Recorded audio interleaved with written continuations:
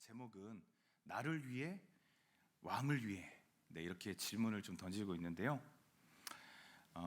신앙생활을 하면서 성도는 늘 자신에게 던져야 될 그 질문이 한 가지가 있습니다. 그게 뭐냐 하면 나는 무엇을 위해서 이 일을 하고 있는지, 무엇을 얻으려고 이렇게 애를 쓰고 내 에너지를 쏟고 있는가, 이 일이 정말 가치 있는 일인가?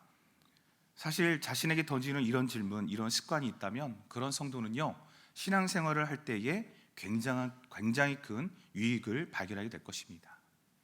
근데 이런 질문을 자신에게 하다 보면 많은 분들이 결국 내가 하는 일 대부분이 다 나를 위해서 하고 있구나, 그걸 깨닫게 된다, 그렇게 말씀을 해요.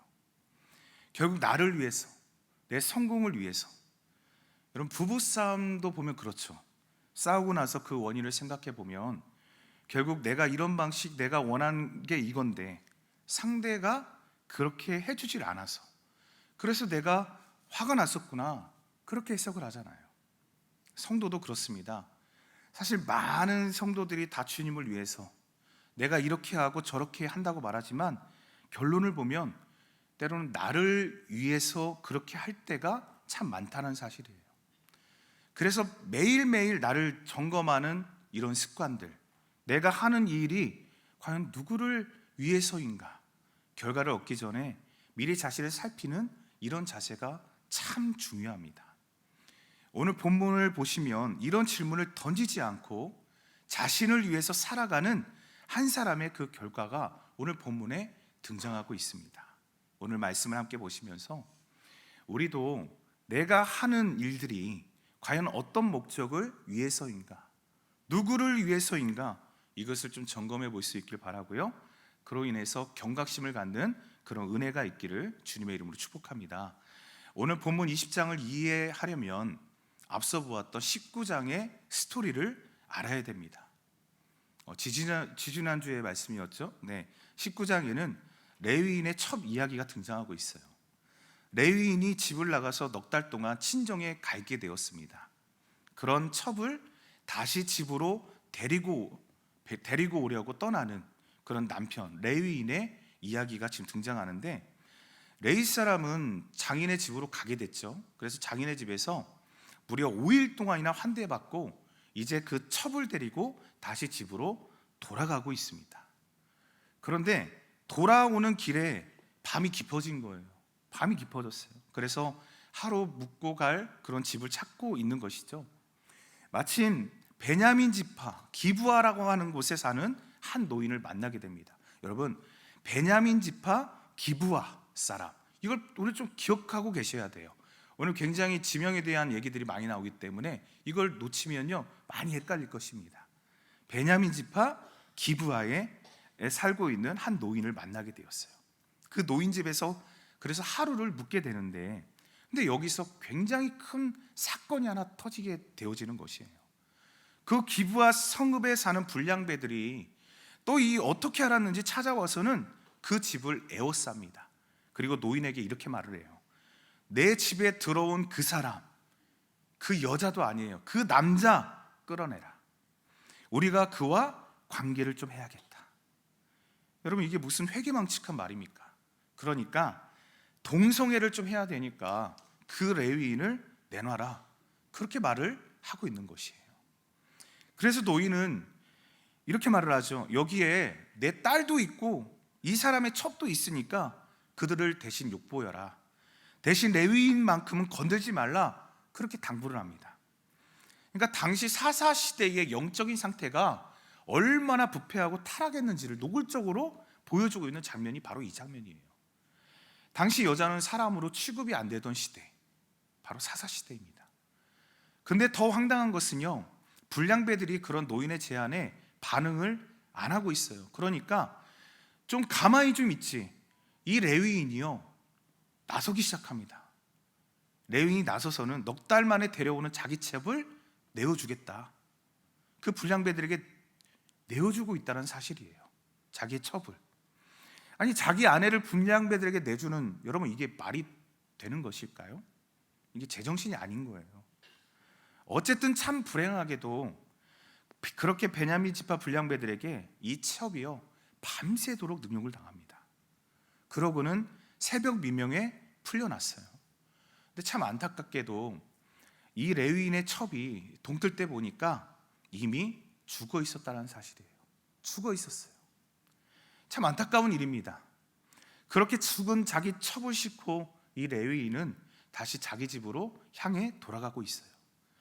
근데 그 이후에 이 레위인이 어떤 행동을 하냐면 참 너무나 참 끔찍한 일을 벌이고 있는데요.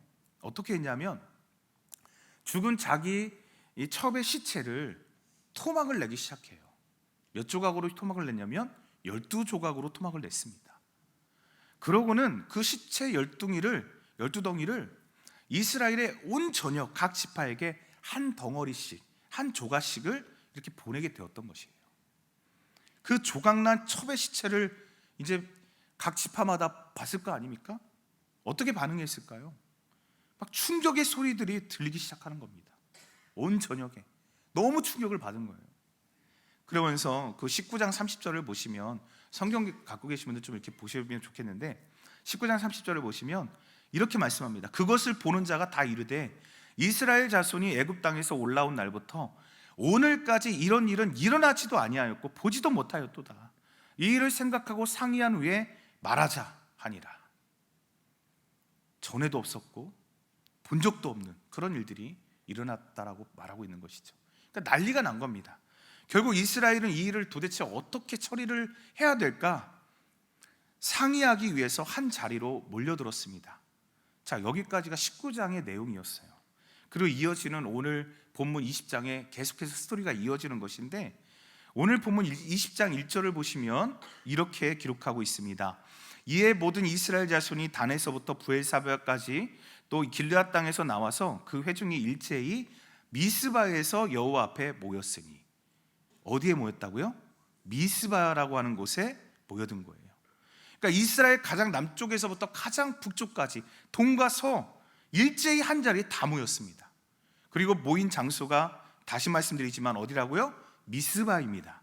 이 미스바는 첩이 죽었던, 아까 말씀드렸던 그 베냐민 지파 기브아에 살던 노인이 살았던 그 성읍하고는 불과 5km밖에 떨어져 있지 않은 아주 가까운 곳입니다. 여러분, 물론 이스라엘이 하나가 되어서 이렇게 모인 것은 어떻게 보면 다르게 생각하면 참 반갑고 좋은 일입니다. 근데 이들이 모여서 지금 하려고 하는 일, 그 결론을 보면요, 그리 좋게만 보이지는 않아요. 왜냐하면 이들이 모인 것은 사실 같은 이스라엘끼리 전쟁을 하려고, 싸우려고 모였기 때문에 그렇습니다. 그리고 이렇게 모인 이스라엘 병사의 수가 2절에 기록되어져 있는데 무려 몇만 명입니까? 40만 명이 모였다라고 기록하고 있어요. 40만 명. 그러니까 여러분, 상암 월드컵 경기장 있죠? 거기에 보통 수용할 수 있는 인원들을 보니까 대략 한 5만 명 정도가 들어갈 수 있겠더라고요. 그러니까 40만 명이 모였으니까 월드컵 경기장에 다 수용할 수 있는 인원의 한 8배 정도가 모이니까 어마어마하게 모인 것이죠. 그래서 그런 목적으로 한 자리에 모인 이스라엘은 이제 먼저는 사건의 진상을 좀 파악하려고 합니다. 그래서 레위 사람에게 도대체 아내가 첩이 어떻게 죽게 되었는지에 대해서 물어보고 있는 거예요. 자, 이 질문에 대해서 레위 사람이 어떻게 대답을 했을까요? 4절부터 6절까지가 굉장히 중요합니다. 여러분, 제가 봉독해 드릴게요. 레위 사람 곧 죽임을 당한 여인의 남편이 대답하여 이르되 내가 내 첩과 더불어 베냐민에 속한 기브아에 유숙하러 갔더니 기브아 사람들이 나를 치러 일어나서 밤에 내가 묵고 있던 집을 에워싸고 나를 죽이려 하고 내 첩을 욕보여 그를 죽게 한지라. 내가 내 첩의 시체를 거두어 쪼개서 이스라엘 기업에 온 땅에 보냈나니 이는 그들이 이스라엘 중에서 음행과 망령된 일을 행하였기 때문이라. 여러분, 레위 사람이 말한 이 사건의 경위를 한번 잘 보세요. 그럼 어떤 생각이 드십니까? 분명한 것은요, 지금 사건 경위를 레위인이 제대로 사실대로 전달하고 있지 않다라는 것입니다. 그렇죠? 특히 5절에서 기브아 사람들이 나를 치러 일어났다 그러는데 이게 불량배들이었잖아요. 그죠? 기브아 사람이라는 것은, 이 기브아 사람은 그 의미는 당시 그 지역에 사는 유지들, 주인들, 즉 영향력이 있는 사람들을 지칭하는 단어입니다. 그러니까 레위 사람은 지금 몇몇의 그런 불량배가 아니라 기브아에 사는 영향력 있는 사람들이 이런 일을 벌인 것입니다라고 거짓을 말하고 있는 거예요.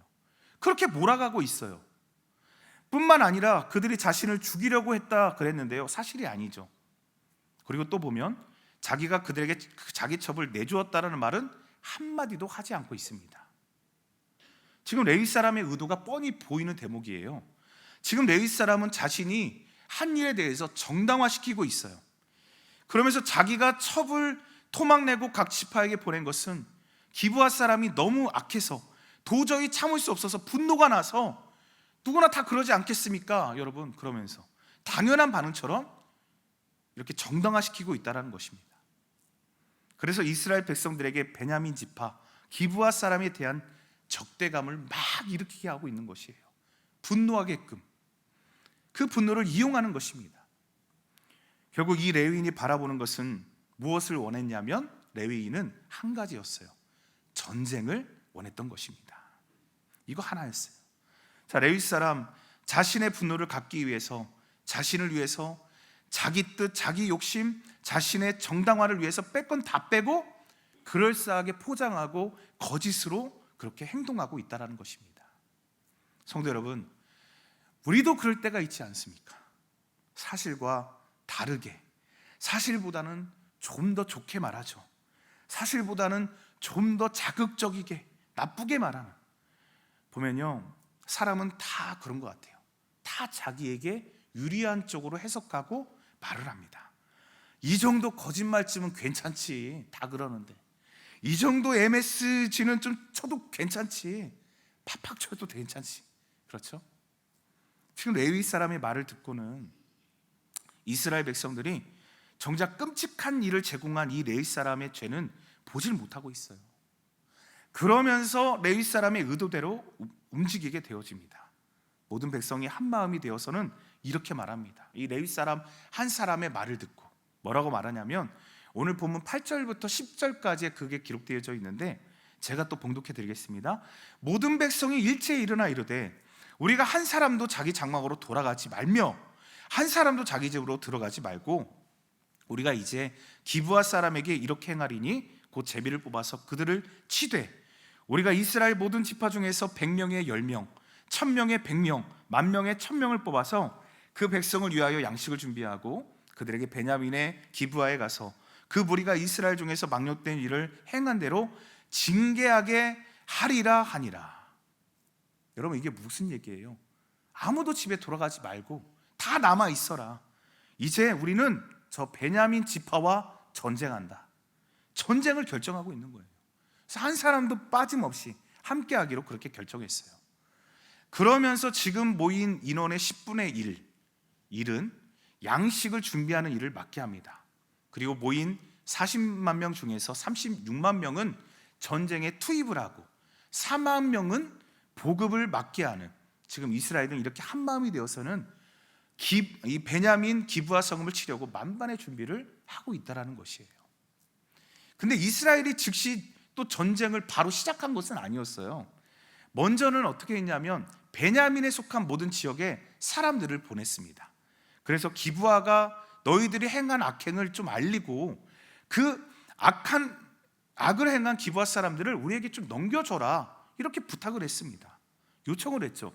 만약에 이런 요청에 대해서 베냐민도 좀 그렇게 순순히 좀 따랐다라면, 그렇게 좀 분량배들을 내어줬다라고 한다면 어쩌면 이 상황이 달라졌을지도 모르겠어요.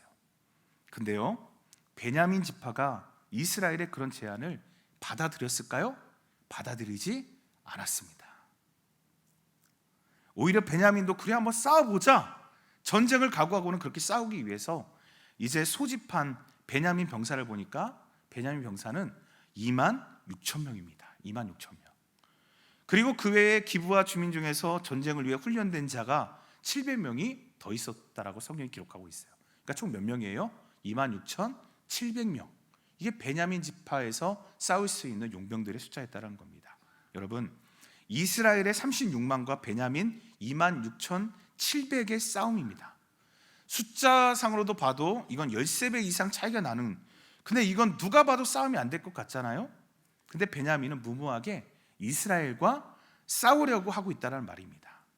베냐민 지역 기브아 땅에서 벌어진 일이니까 베냐민 지파 리더십들이 이 사실을 좀 제대로 좀 파악하고 이 악을 바로 잡아야 되는 건데, 오히려 베냐민은 전쟁을 선택하고 있다는 것이에요.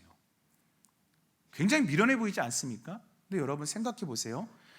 왜 베냐민이 이런 결정을 고수하게 되었을까요? 네, 그것은요 마찬가지예요.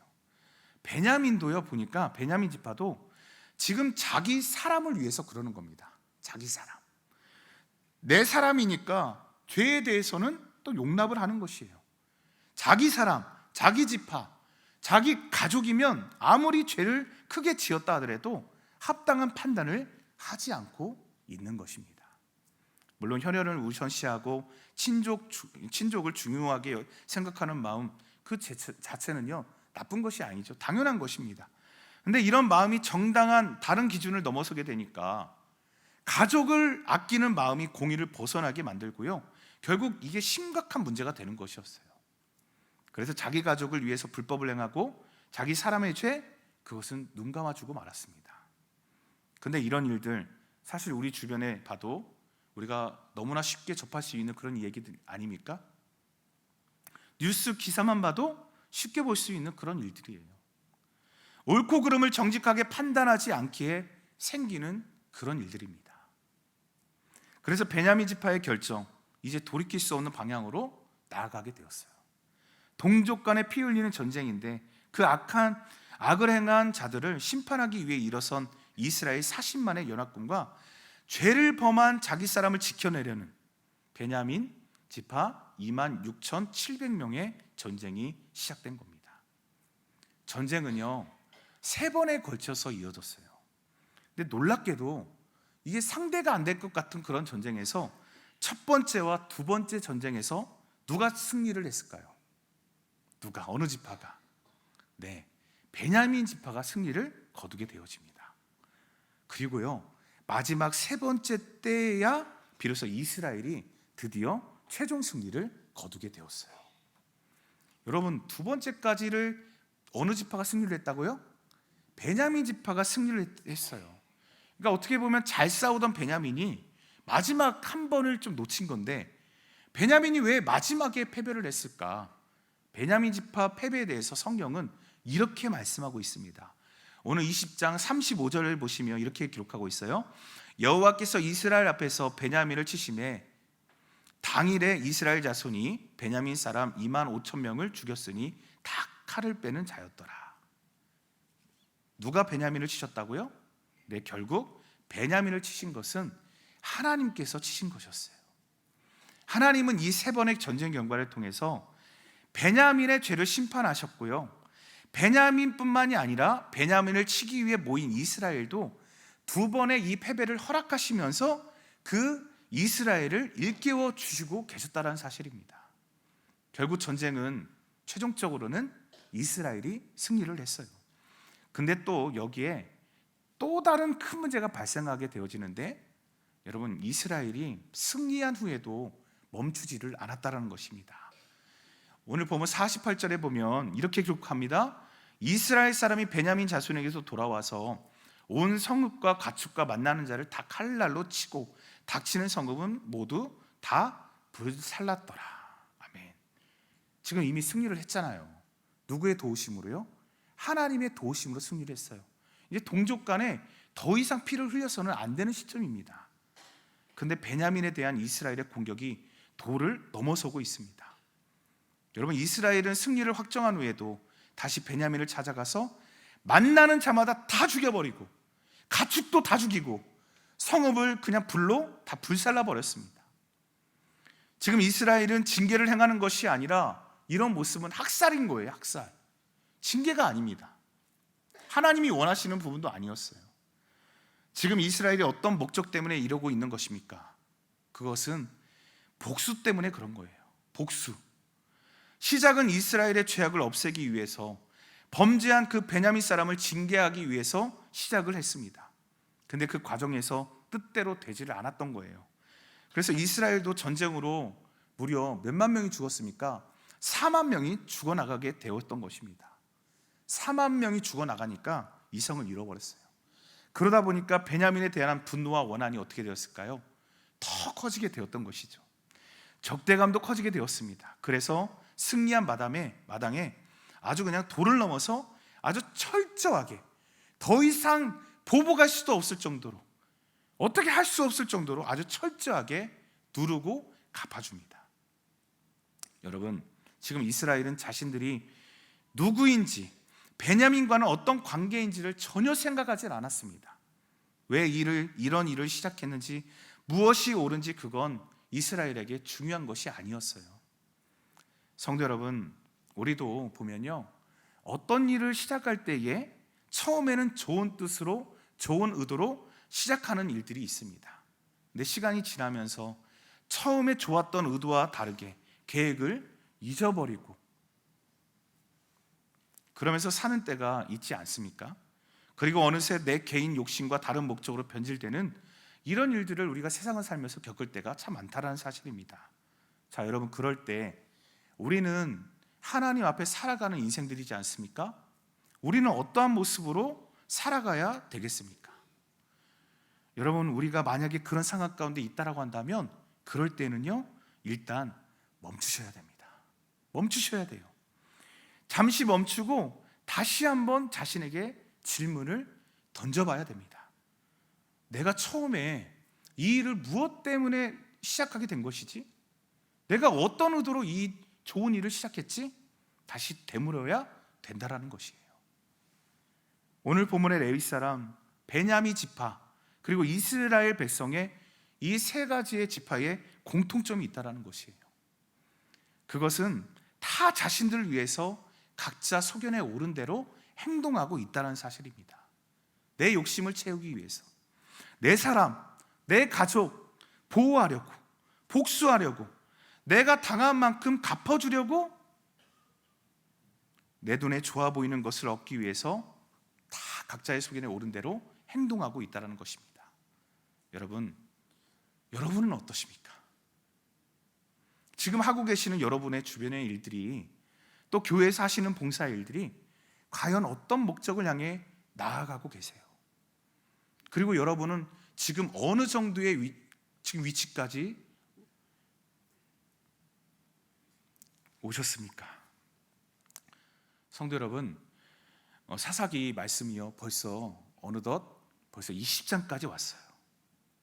실패하는 이스라엘의 그 실패와 경고를 우리가 가볍게 여겨서는 안 됩니다. 사사기의 실패는 이스라엘의 왕이 없을 때에 벌어진 죄악의 문제였다라는 것이에요. 왕이 없으니까 다 백성들 자기가 하고 싶은 대로 살아가는 시대였어요. 왕이 없으니까, 주님이 안 계시니까. 우리도 지금 그런 상태에 있지는 않습니까? 왕 없이 내 개인의, 내 가족의 일이기 때문에 지키려고 거짓말하는 거 아무렇지도 않게 생각하면서 그렇게 살고 있는 모습이 있지 않아요? 하나님을 왕으로 생각하지 않는 그 시대에 왕의 명령보다 자신의 생각대로 움직이고 자기 욕심이 우선되는 그때에 벌어진 일들입니다. 그런데 안타깝게도 지금 우리가 살아가는 오늘날 이 시대도 똑같다라는 것이에요. 지금 이 세상도 왕이 없는 시대라고 말할 수 있어요. 각자가 다 왕이 되고 목소리가 크면 이기는 시대라고 말하고 어떻게 쓰든지 이기려고 하고 다 각자가 옳다고 생각하는 대로 살아가는 시대입니다. 자기 자신을 위해서, 자기 욕심을 위해서, 그러기 위해서 하나님이 금하신 것도 괜찮습니다. 그것이 죄든 망령된 일이든 악한 일이든 관계없이 살아갑니다. 그러나 우리 그리스도인들 오늘 반드시 말씀을 통해서 깨닫고 다시 한번 도전해야 됩니다. 우리가 누구라고요? 세상과 다른 사람들이에요. 달라야 됩니다. 세상은 다 그렇게 살아도 우리는 살아계신 우리 주님을 위해 일하는 사람들이고요, 그 뜻을 위해서 부름받은 자들임을 믿으시길 바랍니다. 모든 것을 주님을 위해서, 주님 뜻대로 살아내고 주님을 위해서 살아가는 것, 이것이 바로 그리스도인이라는 것을 기억하시길 바라겠습니다. 여러분, 그럴 때 올바른 결정을 할 수가 있고요, 후회 없는 삶이 가능한 것이에요. 여러분, 늦지 않았어요. 왕이 없는 지금의 삶을 살아가고 있다라고 한다면 다시 그 왕을 찾으시기를 부탁드립니다. 그 왕을 붙드세요. 왕은 살아계신 하나님이십니다. 하나님이 여전히 저와 여러분 불꽃 같은 눈으로 보고 계세요. 여러분 상황도 다 알고 계시고요. 주님을 붙들어야 돼요. 왕이 있는 시대로 거듭나야 됩니다. 대한민국의 소망도 바로 거기에 있어요. 왕이. 성도 여러분, 자기 이익과 욕심과 정당화를 위해 살지 마시고 우리 그리스도인부터 주님 말씀하신 뜻이 이 땅에 이루어지는 역사를 위해서 기도해 주시고 또 우리가 그렇게 살아내어서 그 왕을 위해 일하고 충성하는, 그래서 하나님 앞에 칭찬받는 저와 여러분들 다 되실 수 있기를 우리 주님의 이름으로 간절히 축원합니다. 아멘. 저 반주 좀 부탁드리겠습니다.